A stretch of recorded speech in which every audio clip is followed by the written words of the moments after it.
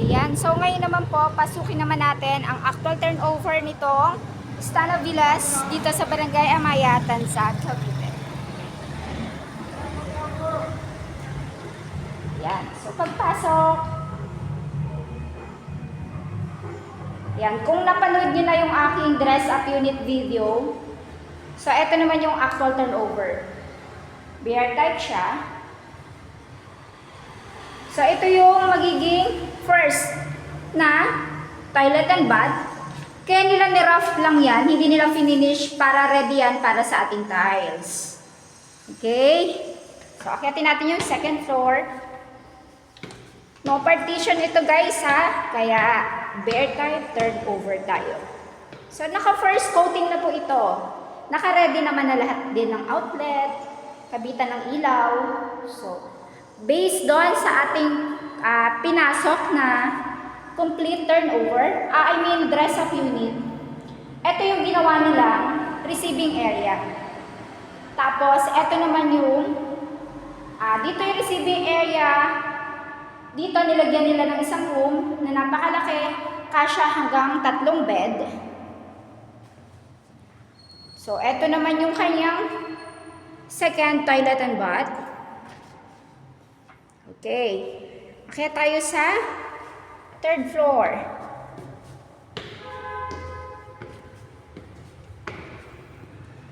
Ayan. So, dito naman sa third floor, so pwede siya hanggang 2 bedrooms. Yes. Pwede. Napakalaki. Ang lawak niya. O, diba? Kung kayo yung mga nagmamahalan talaga na magkakapatid, isang pamilya, alam mo yon, ayaw maghiwa-hiwalay. So guys, dito sa Stana Villas, swak na swak ito para sa malaking pamilya. Ang ganda, sobra. Lalo na dun sa marami na magkakapatid sila. Ayan, ng mga single pa naman, dahil sa gusto nilang lahat ay kasama sila ng kanilang magulang. So pwede dito, ang lawak. Ayan. So, ito yung kanyang pangatlo na toilet and bath. So, ang ganda. Hindi siya hassle sa mga, lalo na kung may senior kayong kasama. Hindi na mahihirapang mag-akyat panaog. Karamihan kasi sa ating housing project na townhouse, sa baba lang, sa ground floor lang yung toilet and bath.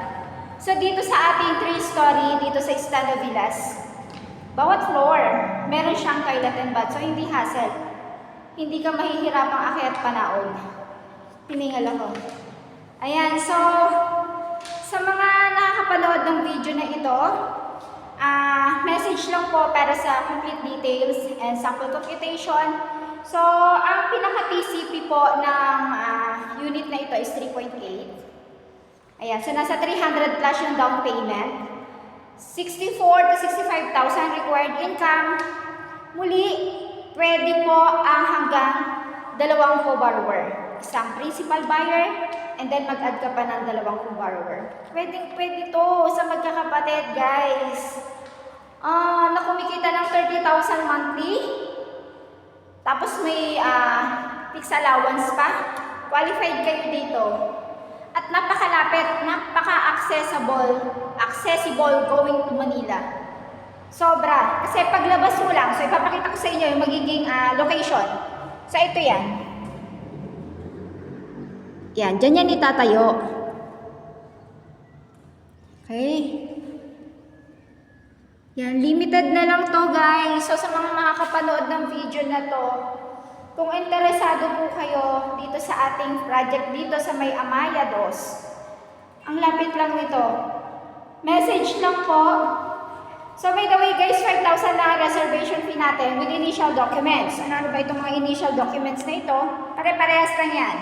Latest 1-month payslip, original po, and then 2 valid IDs, and proof of billing. Ayan. Ano pa ba? Ang mga proof of billing natin, ito yung sa kuryente, tubig, wifi. Kung hindi naman po nakapangalan sa inyo, humingi lang tayo ng authorization letter kay bill owner with 1 IDs and 3 signature dun sa kanyang authorization letter na pinapayagan kanya na gamitin yung kanyang bill para sa housing loan mo. Okay? So, 5,000 reservation fee, 65,000 required income. Ang monthly nito guys, nasa 20 plus lang. So, kung magkakapatid kayo, lahat naman yan pag nagawa na yung title, nandun naman yung mga pangalan ng mga co-borrower. Ayan.